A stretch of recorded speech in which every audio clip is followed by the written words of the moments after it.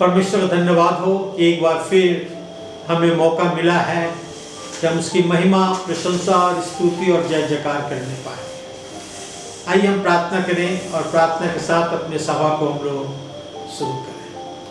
पवित्र, महान, जीवित, सामर्थी प्रभु सेनाओं के यहोवा परमेश्वर, यीशु मसीह के नाम से हम तेरे चरणों के पास आते हैं और तेरा धन्यवाद करते हैं आज के सुंदर समय के लिए जो तूने हमें दिया प्रभु, कि एक बार फिर अब तेरे नाम में इकट्ठे होकर तेरे नाम की महिमा, प्रशंसा, स्तुति और जय जयकार कर सकते हैं। प्रभु हम इसे प्रत्येक के साथ हो, प्रत्येक की तो सहायता, मदद, अगुवाई कर प्रभु, कि तेरे वचन के गहराई तक हम पहुँचे पाए और आज के आत्मिक भोजन प्राप्त करने पाए। धन्यवाद करते हैं प्रभु तमाम तेरे पिछले आशीर्वादों के लिए। आने वाले समय को तेरे हाथ में सौंपते हुए ये प्रार्थना अपने उद्धारकर्ता प्रभु यीशु ख्रिस्ट के नाम में चाहते हैं, सुन और ग्रहण कर। आमीन।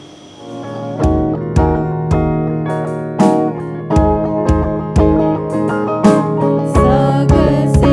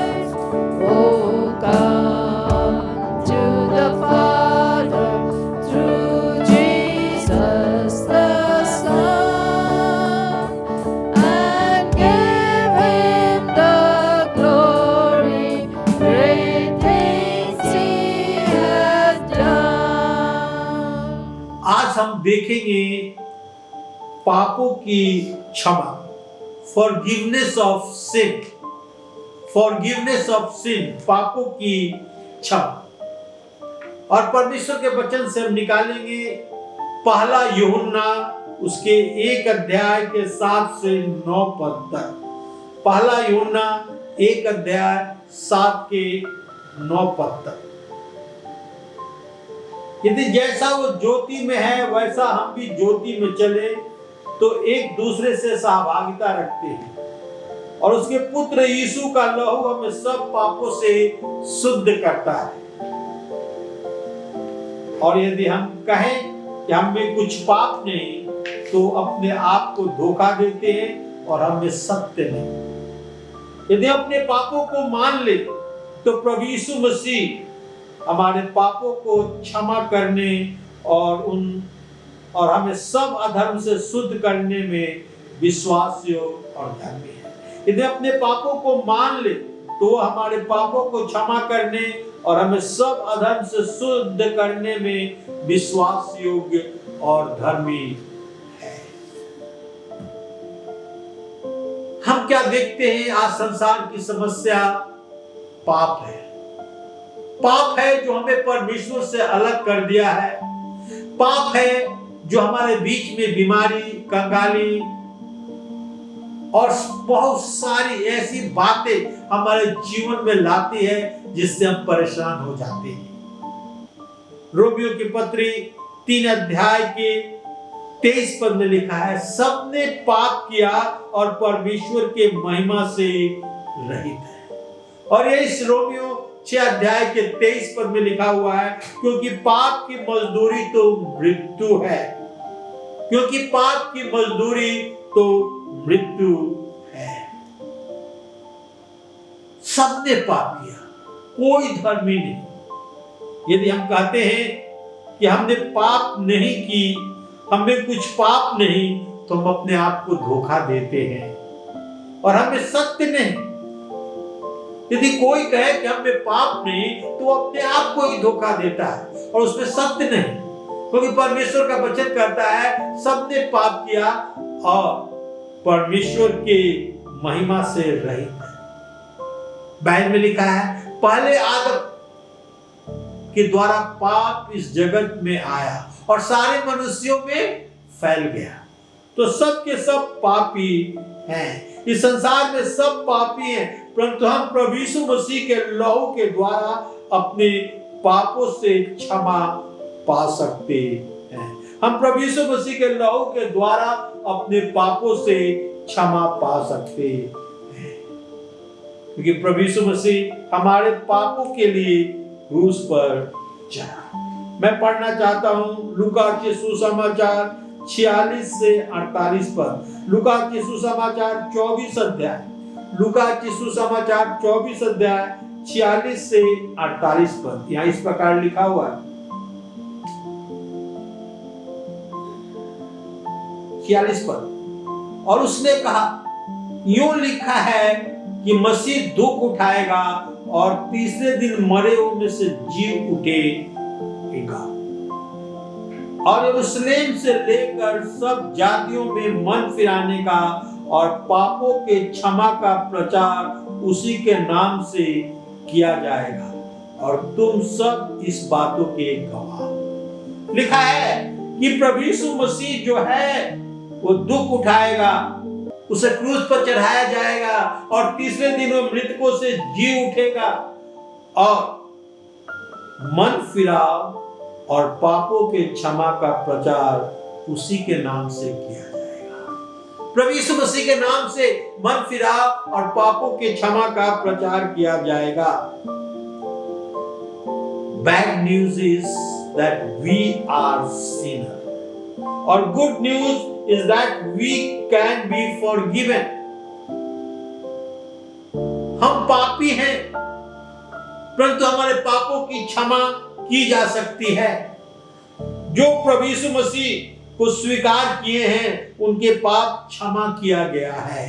जो प्रभु यीशु मसीह पर विश्वास लाए हैं, जो अपने आप को प्रभु यीशु मसीह के हाथ में सौंप दिए हैं और उनके पाप क्षमा किए गए हैं। जब हमारे पाप क्षमा हुए तो हमें एक नया स्लेट मिला है, एक नया जीवन शुरू करें, एक नया स्लेट जिसमें कुछ लिखा हुआ नहीं है।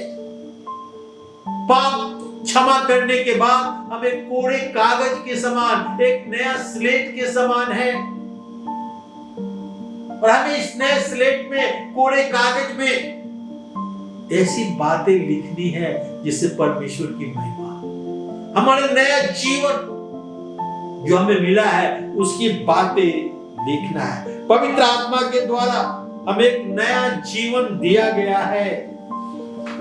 पवित्र आत्मा के द्वारा हमें एक नया जीवन दिया गया है कि हम प्रभु में एक नया जीवन व्यतीत करें, प्रभु यीशु में एक नया जीवन व्यतीत करें। दूसरा कुरिन्थी 5 अध्याय के 17 पद में लिखा है, सो यदि कोई मसीह में है तो वह नई सृष्टि है, पुरानी बातें बीत गई, देखो सब कुछ नया हो गया।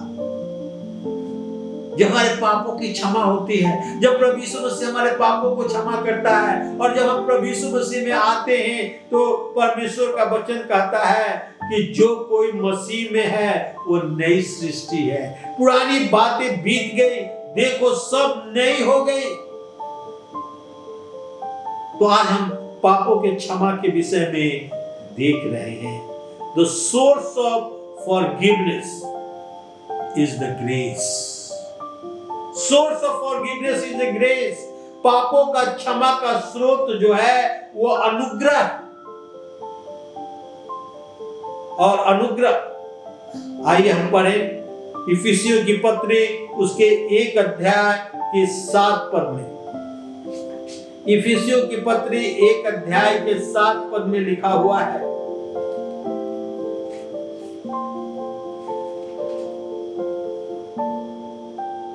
हमको उसके लहू के द्वारा छुटकारा अर्थात पापों की क्षमा उसके उस अनुग्रह के धन के अनुसार मिला है।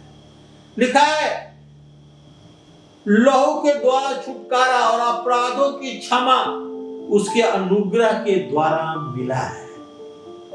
परमेश्वर के अनुग्रह के द्वारा हमें पापों की क्षमा मिला है, हमको उसमें उसके लहू के द्वारा छुटकारा अर्थात अपराधों की क्षमा उसके अनुग्रह के धन के अनुसार मिला है। मेरे भाई और बहनों, अनुग्रह क्या है? जिसे हम डिजर्व नहीं करते फिर भी हमको दिया जाता है। अनुग्रह, ग्रेस, जिसके लिए हमने कुछ नहीं किया, जिसके हकदार हम नहीं हैं, फिर भी हमें मिलता है। यह है अनुग्रह। हमको उसके लहू के द्वारा छुटकारा अर्थात अनुग्रह के धन के द्वारा मिला है। एक पावक पद हम पढ़ेंगे प्रकाशित वाक्य 5 अध्याय के 9 पद, रेवलेशन चैप्टर 5 वर्स 9। यहां इस प्रकार लिखा हुआ है, और वे नया गीत गाने लगे कि तू इस पुस्तक को लेने और इसकी मुहर खोलने के योग्य है, क्योंकि तूने बद्ध होकर अपने लहू से हर एक कुल और भाषा और लोगों और जातियों में से परमेश्वर के लिए मोल लिया है। हम देखते हैं कि जो सिंहासन पर बैठा था, 5 अध्याय हम पढ़ेंगे प्रकाशित हुआ, उसके हाथ में एक पुस्तक थी और एक स्वर्गदूत स्वर्ग में, पृथ्वी पर और पृथ्वी के नीचे ये चिल्लाते हुए कहा, क्या कोई है इस पुस्तक को अपने हाथ में ले और पुस्तक को खोलने और उसकी मुहर को तोड़ने के योग्य कोई है? वो पुस्तक जो मुहर लगाकर बंद की गई थी, क्या कोई है जो इस पुस्तक के खोलने और मुहर के तोड़ने योग्य हो? और कोई नहीं मिला। तब लिखा है कि मैं रोने लगा, और तब एक स्वर्गदूत ने कहा कि उन प्राचीनों में से एक ने मुझसे कहा, मत रो, यहूदा के गोत्र का सिंह दाऊद का मूल इस पुस्तक को खोलने और उसके 7 मुहर तोड़ने के लिए जयवंत हुआ है। ये पुस्तक क्या थी? जिसमें हमारे पापों की बातें लिखी हुई थी, और उसको खोलने के लिए जब स्वर्गदूत ने ये अनाउंसमेंट किया, न पृथ्वी पर न पृथ्वी के ऊपर और कहीं कोई नहीं मिला जो उस पुस्तक को खोल सके। जब ये रोने लगा तो कहा कि मत रो, यहूदा के गोत्र का, दाऊद का युद्ध वो जो है ये पुस्तक को खोलने और उसकी मुहर तोड़ने के लिए जयवंत हुआ है। मैं आपको बताना चाहता हूं कि जब एक व्यक्ति दास बनता था, गुलाम बनाया जाता था, तो जो भी उसने कर्ज लिया है या जो भी उसे चुकाना है, एक पुस्तक में लिखकर उसे 7 मुहर से बंद करके और मंदिर में रखा जाता था। और उस गुलाम का कोई संबंधी, संगी, मित्र यदि उसे गुलामी से छुड़ाना चाहे तो उसके मालिक के पास नहीं जाएगा, वो मंदिर में जाता था और मंदिर में याजक से उसके पुस्तक को मांगता था जिसमें उसके सारे कर्ज लिखे गए थे। मगर वो व्यक्ति इस योग्य होना चाहिए कि जो भी उसमें लिखा हुआ है वो उसे भर दे, और उसे वो पुस्तक दिया जाता था और वो व्यक्ति उस 7 मुहर को तोड़कर और पुस्तक को खोलता था और जो भी उसमें लिखा रहता था उसे भर देता था। उसी प्रकार इस पुस्तक में हमारे गुनाह, हमारे पाप, हमारे अपराध लिखे हुए थे, और जब कोई खोलने के योग्य न निकला तो लिखा है कि यूहन्ना रोने लगा, और तब उससे कहा गया कि मत रो, यहूदा गोत्र का सिंह, दाऊद का मूल इस पुस्तक को खोलने और उसके 7 मुहर तोड़ने के योग्य है। यानी प्रभु यीशु मसीह उस पुस्तक को परमेश्वर के हाथ से लेकर तोड़ डालेगा, और जो कुछ मुहर तोड़ डालेगा और जो कुछ उसमें लिखा है वो सब हमारे लिए भर देगा। अपने खून से परमेश्वर के धार्मिकता को चुका देगा कि हम और आप स्वतंत्र हो जाएं। ये परमेश्वर का अनुग्रह था। अनुग्रह, source of forgiveness is grace. पापों के क्षमा का स्रोत अनुग्रह है। याद रखिए, पापों के क्षमा का स्रोत अनुग्रह है। दूसरा, ground of forgiveness is the blood. The ground of forgiveness is the blood. पापों के क्षमा का आधार लहू है। पापों के क्षमा का आधार लहू है। हम इब्रानियों की पुस्तक में जाते हैं और उसके 9 अध्याय के 22 पद मैं आपके सामने पढ़ना चाहता हूं। हिब्रू चैप्टर 9 वर्स 22, यहां इस प्रकार लिखा हुआ है, और व्यवस्था के अनुसार प्राय सब वस्तुएं लहू के द्वारा शुद्ध की जाती है, और बिना लहू बहाए पापों की क्षमा। व्यवस्था के अनुसार पापों की क्षमा लहू बहाने से होता है, और बिना लहू बहाए पापों की क्षमा नहीं होती। बिना लहू बहाए पापों की क्षमा नहीं होती। पहला पत्रस 1 अध्याय के 8 पद में लिखा हुआ, 18 पद में लिखा हुआ है, 1 पीटर चैप्टर 1 वर्स 18, क्योंकि तुम जानते हो कि तुम्हारा निकम्मा चाल चलन जो बाप दादों से चला आता है, उससे तुम्हारा छुटकारा चांदी, सोने अर्थात नाशमान वस्तुओं के द्वारा नहीं हुआ, पर निर्दोष निष्कलंक मेमने अर्थात मसीह के बहुमूल्य लहू के द्वारा हुआ। सोने और चांदी से हमारा छुटकारा नहीं हुआ। हमारा छुटकारा प्रभु यीशु मसीह के बहुमूल्य लहू के द्वारा हुआ। हम गुड फ्राइडे को यीशु मसीह के बलिदान को याद करते हैं, कहते हैं प्रभु यीशु अपना लहू बहाया पापियों के लिए। पुराने नियम में व्यवस्था के अनुसार बिना लहू बहाए पापों की क्षमा नहीं की जा सकती, क्योंकि लहू बहाना जरूरी था, क्योंकि लहू बहाना जरूरी था। लूका के सुसमाचार 22 अध्याय के 20 पद में आपके सामने पढ़ना चाहता हूं। लूका 22 अध्याय के 20 पद में इस प्रकार लिखा हुआ है, इस रीति से उसने ब्यारी के बाद कटोरा भी यह कहते हुए दिया, यह कटोरा मेरे लहू में तुम्हारे लिए बहाया जाता है, नई वाचा है। जब प्रभु यीशु मसीह आखिरी भोज अपने चेलों से खा रहे थे, तो ब्यारी के पीछे कटोरा लिया और कहा, ये कटोरा मेरा लहू है, जो नई वाचा है, जो तुम्हारे पापों के लिए बहाया जाता है। प्रभु यीशु मसीह का लहू हमारे पापों के लिए बहाया गया कि हम और आप आजाद हो सके। The ground of forgiveness is blood. पापों के क्षमा का आधार लहू है। एक विश्वासी पुराने नियम में सब आज्ञा को पालन करना था। पुराने नियम में जो आज्ञा थी उसे पालन करना था, पर एक विश्वासी को नए नियम में सब आज्ञा का पालन करना नहीं है। प्रेरितों के काम उसके 10 अध्याय में हम जब जाते हैं और पढ़ते हैं 9 से 16 पद, प्रेरितों के काम 10 अध्याय 9 के 16 पद में, तो हम देखते हैं कि पतरस का एक यहां विजन दिया गया है। 9 से 16 पद हम पढ़ते हैं तो मालूम होता है पतरस का दर्शन।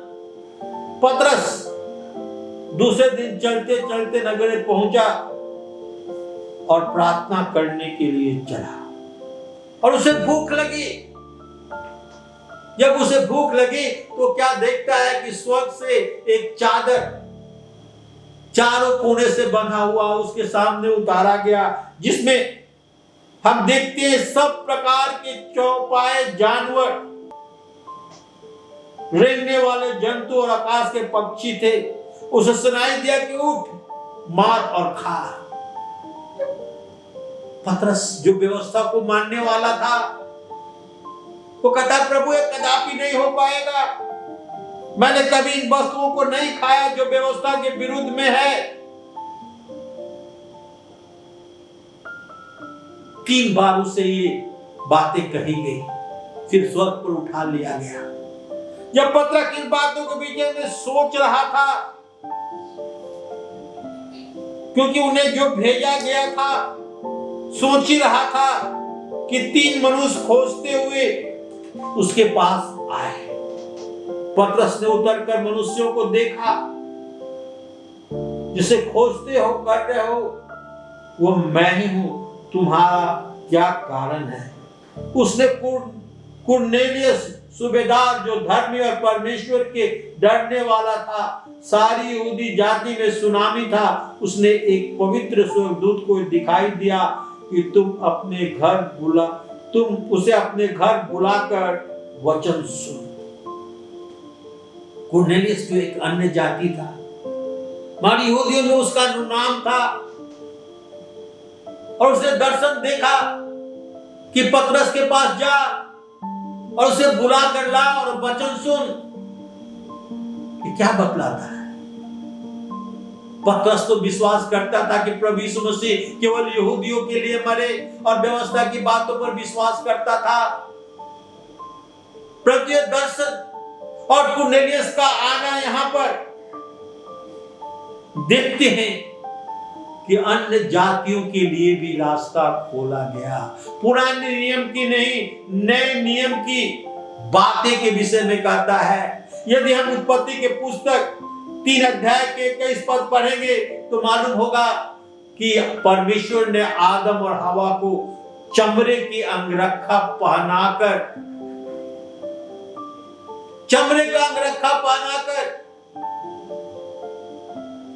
जब वो पाप किए और बागे आदम से निकाला, उन्हें परमेश्वर के सामने गिड़गिड़ाया, तो परमेश्वर ने उन्हें चमड़े की अंगरखा पहनाकर और उनके पापों को ढक दिया।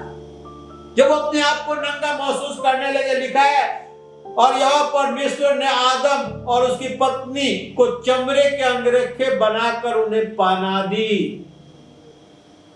चमड़े के अंगरखे कहां से आए? जब आदम हवा पाप किए, अपने आप को नंगा महसूस किए, तो परमेश्वर ने बलिदान किया, खून बहाया और चमड़े के अंगरखे बनाकर उन्हें दिया कि वो पहन सके। पापों के क्षमा के लिए खून बहाना जरूरी था। पापों के क्षमा के लिए खून बहाना जरूरी था। तो हम देखते हैं, the ground of forgiveness is the blood. पापों के क्षमा का आधार जो है वो लहू है, और वो पवित्र लहू जो हमारे और आपके लिए बहाया गया, वो प्रभु यीशु मसीह का लहू है। तीसरा बात हम देखने जा रहे हैं, the object of forgiveness is Jesus name. पापों के क्षमा का विषय यीशु मसीह का नाम। पापों के क्षमा का जो विषय है वो यीशु मसीह का नाम है। जब हम और आप परमेश्वर के वचन को पढ़ते हैं, पहला यूहन्ना 2 अध्याय के 12 पद हम देखेंगे। पहला यूहन्ना 2 अध्याय का 12 पद, तो यहां इस प्रकार लिखा हुआ है, हे बालकों, मैं तुमको इसलिए लिखता हूं कि उसके नाम से तुम्हारे पाप क्षमा हुए। यूहन्ना कहता है उसके नाम से तुम्हारे पाप क्षमा हुए। प्रभु यीशु मसीह के नाम से तुम्हारे पाप क्षमा हुए। पापों के क्षमा का विषय जो है वो प्रभु यीशु मसीह का नाम। पहला यूहन्ना 2 अध्याय के 12 पद में कहता है, तुम्हारे पाप जो हुए क्षमा, वो प्रभु यीशु मसीह के नाम से क्षमा हुए। लूका के सुसमाचार उसके 7 अध्याय के 48 और 49 पद में आपके सामने पढ़ना चाहता हूं। और उसने स्त्री से कहा, तेरे पाप क्षमा हुए। जब लोग उसके साथ भोजन करने बैठे थे, अपने मन में सोचने लगे, ये कौन है जो पापों को क्षमा करता है? पर उस स्त्री ने से कहा, तेरा विश्वास ने तुझे बचा लिया, कुशल से चली जा। हम देखते हैं कि प्रभु यीशु मसीह एक फरीसी जिसका नाम सिमोन था, उसके घर बुलाए गए थे आदर के लिए, ऑनर के लिए। और जब एक पापी स्त्री ने देखा कि वो बुलाए गए हैं, तो वहां गई और आंसुओं से उसके पैर को धोए, रोती हुई, और संगमरमर के पात्र में इत्र लेकर पात्र को तोड़कर उसके सिर पर उठली और उसके पांव को चूमने लगी। प्रभु यीशु मसीह का अभिषेक किया। शमौन फरीसी जो उसे खाने पर बुलाया था, निमंत्रण दिया था आदर देने के लिए, वो कहता है कि यदि ये परमेश्वर होता, ये परमेश्वर के दास होता, तो जान लेता कि ये स्त्री पापनी है। और जब प्रभु यीशु मसीह ने अपने मन में जान लिया, तो कहा कि हे शमौन, मैं तुम्हारे पास आया था और तूने मुझे बुलाया था आदर देने के लिए भोजन पर, और तूने मेरे पांव नहीं धोया, तूने मुझे चूमा नहीं, तूने मेरे सिर पर तेल लगाकर अभिषेक नहीं किया।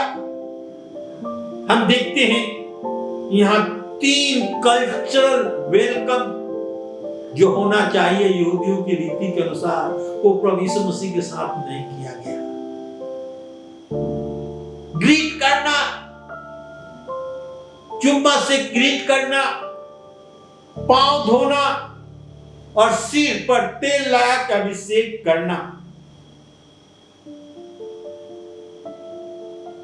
और जब प्रभु यीशु मसीह कहते हैं कि तेरे पाप क्षमा हुए, तब लोग कहने लगे, ये कौन है जो पाप क्षमा करता है?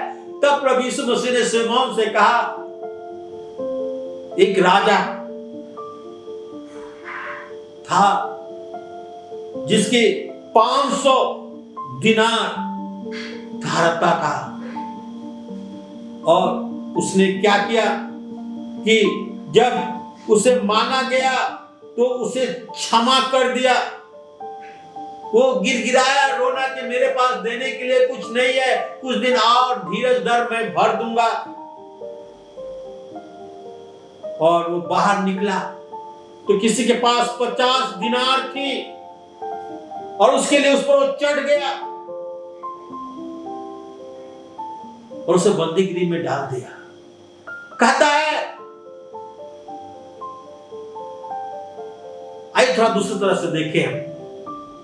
एक व्यक्ति था जो एक व्यक्ति को 500 दिनार दिया था और एक व्यक्ति को 50 दिनार दिया था, और जब उनके पास देने को न था तो दोनों को क्षमा कर दिया। और तब प्रभु यीशु मसीह पूछते हैं कि हे सिमोन, बता कौन अधिक आभारी रहेगा? उसने कहा, मेरे विचार से वही जिसके 500 दिनार क्षमा किए गए हैं। प्रभु यीशु मसीह कहता है, इस पापनी के बहुत पाप क्षमा किए गए हैं, इसलिए यह अधिक आभारी है। और प्रभु यीशु मसीह को पाप क्षमा करने का भी अधिकार था, इसीलिए पापों के क्षमा का विषय वो प्रभु यीशु मसीह है। Object of forgiveness is Jesus name. Yeshu Masih के नाम के द्वारा हमारे पाप क्षमा किए जाते हैं। तो possessor of forgiveness those in Christ, पापों के क्षमा के हकदार जो मसीह में है। पापों के क्षमा का अधिकार वो है जो मसीह में है। रोमियो की पत्री 3 अध्याय के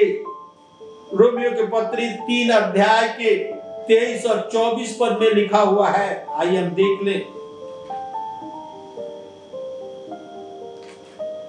रोमियो की पत्री 3 अध्याय के 23 और 24 पद में, इसलिए सबने पाप किया और परमेश्वर के महिमा से रहित है, परंतु उसके अनुग्रह से उस छुटकारे के द्वारा जो यीशु मसीह में है से में धर्मी ठहराए जाते हैं।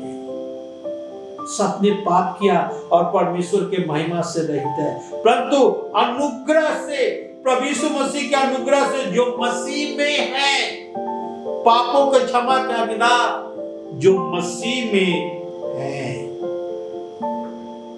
यदि हम मसीह में हैं तो हम पापों के क्षमा का हकदार होते हैं।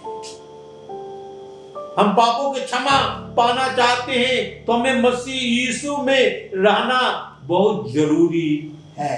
हम देखते हैं कुलुसियों 1 अध्याय के 13 और 14 पद में लिखा है, उसी में हमें अंधकार के बस से छुड़ाकर अपने प्रिय पुत्र के राज में प्रवेश कराया, जिससे हमें छुटकारे अर्थात पापों की क्षमा प्राप्त होती है। प्रभु यीशु मसीह के द्वारा हमारे पापों से क्षमा प्राप्त होती है। परमेश्वर का वचन कहता है, प्रभु यीशु मसीह के द्वारा हमें हमारे पापों की क्षमा प्राप्त होती है। चौथा, evidence of forgiveness, compassion. Evidence of forgiveness is compassion. पापों के क्षमा का प्रमाण दया। पापों की क्षमा का जो प्रमाण है वो दया है। दया बहुत ही महत्वपूर्ण चीज है। हम मत्ती सुसमाचार उसके 18 अध्याय के 33 पद मैं आपके सामने पढ़ना चाहता हूँ। मैथ्यू 18 वर्ष 33।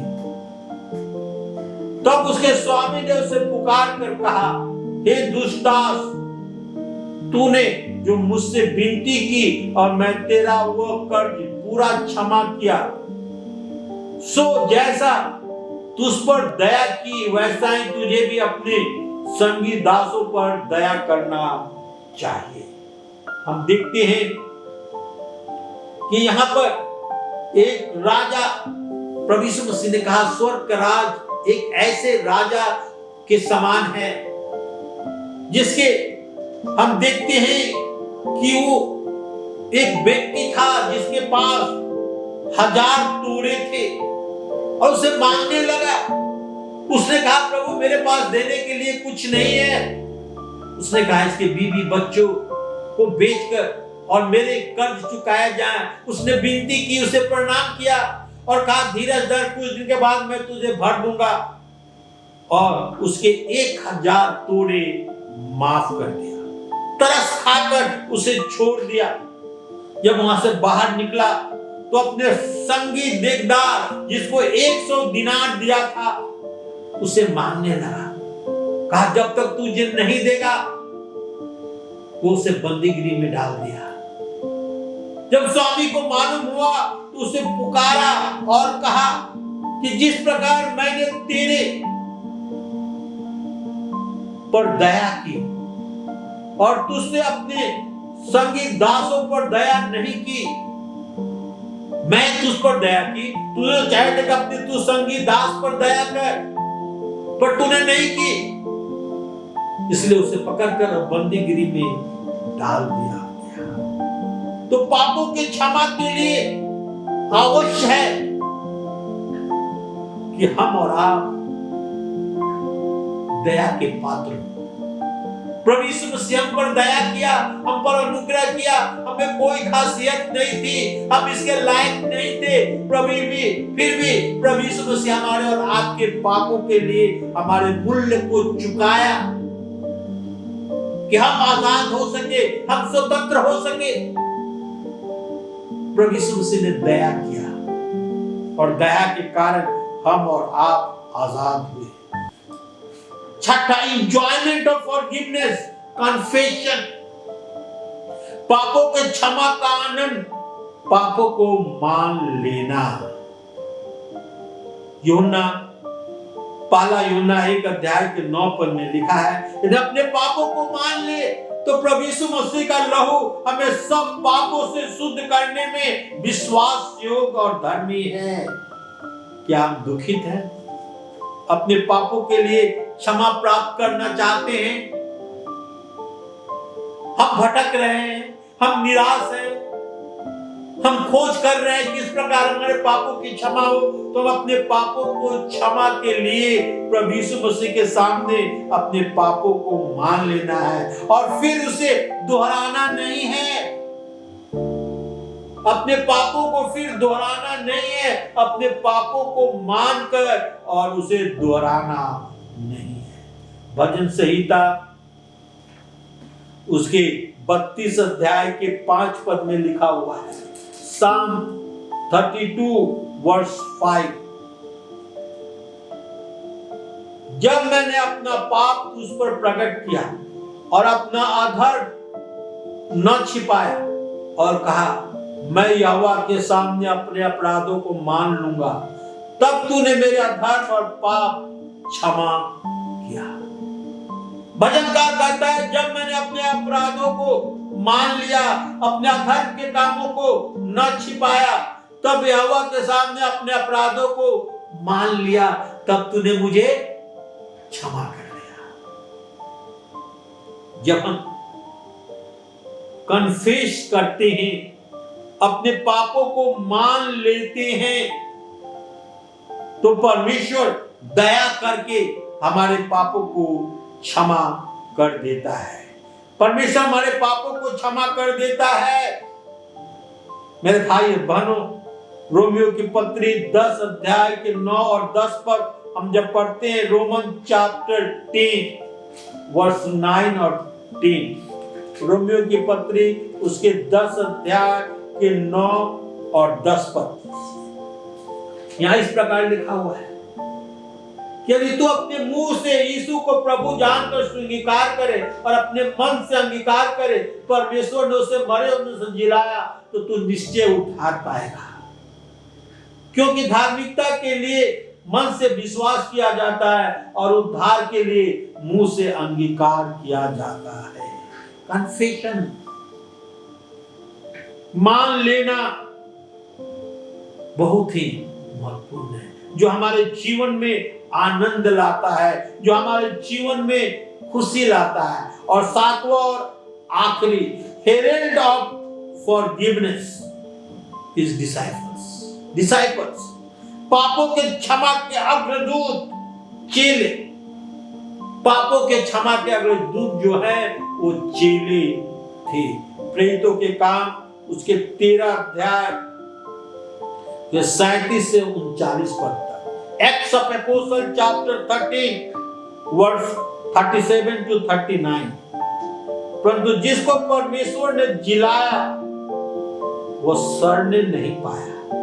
इसलिए हे भाइयों, तुम जान लो कि इसके द्वारा पापों की क्षमा का सुसमाचार दिया जाता है। और जिस बातों से तुम मूसा की व्यवस्था के द्वारा निर्दोष नहीं ठहर सकते थे, उन सब से हर एक विश्वास करने वाला उसके द्वारा निर्दोष ठहरता है। प्रेरितों ने प्रभु यीशु मसीह के सुसमाचार को सुनाया, आगे बढ़ाया। पापों के क्षमा के अग्रदूत चेले। मेरे भाई और बहनों, पापों की क्षमा बहुत जरूरी है। आज हमने देखा पापों के क्षमा के विषय में। पापों की क्षमा प्रभु यीशु मसीह के लहू के द्वारा होता है। पापों के क्षमा का स्रोत अनुग्रह है। हम इसको प्राप्त नहीं कर सकते, खरीद नहीं सकते, कमा नहीं सकते। ये परमेश्वर का अनुग्रह है। पापों के क्षमा का अधिकार प्रभु यीशु मसीह का लहू है। लहू जो हमारे पापों को धो डालता है। पापों के क्षमा का विषय प्रभु यीशु मसीह का नाम। प्रभु यीशु मसीह के नाम के द्वारा हम उद्धार पाते हैं। पापों के क्षमा का हकदार जो मसीह में है, हमें मसीह में बना रहना है। जिस प्रकार डालियां वृक्ष में बनी रहती हैं, उसी प्रकार हमें मसीह में बना रहना है, तो हम पापों के हकदार होते हैं। पापों के क्षमा का परिणाम दया। हम पर दया की जाती है जब अपने पापों से क्षमा पाए। पापों के क्षमा का आनंद, पापों के क्षमा का आनंद यह है कि हम अपने पापों को मान लें और पापों के क्षमा के अग्रदूत चेले जो सुसमाचार को दुनिया के कोने कोने में ले गए। आइए आज हम अपने पापों को मान लें, अपने पापों के क्षमा के लिए प्रभु यीशु मसीह के लहू से उसे धो लें। अपने आप को प्रभु यीशु मसीह का अनुग्रह, दया की अधून लाएं कि हम और आप अपने पापों से क्षमा प्राप्त करके एक नया व्यक्ति बनने पाए। आप सबको झुकाएं और प्रार्थना करें। पवित्र महान जीवित सामर्थी प्रभु, धन्यवाद, स्तुति, गौरव, महिमा और प्रशंसा करते हुए तेरे चरणों के पास आते हैं। तेरा धन्यवाद करते हैं आज के इस वचन के लिए। हमें से प्रत्येक सुनने वाले को तो आशीष दे। हमारे पापों को क्षमा कर प्रभु, कि तुझमें हम नई सृष्टि बनाए प्रभु यीशु ख्रिस्ट के द्वारा। आमीन, आमीन।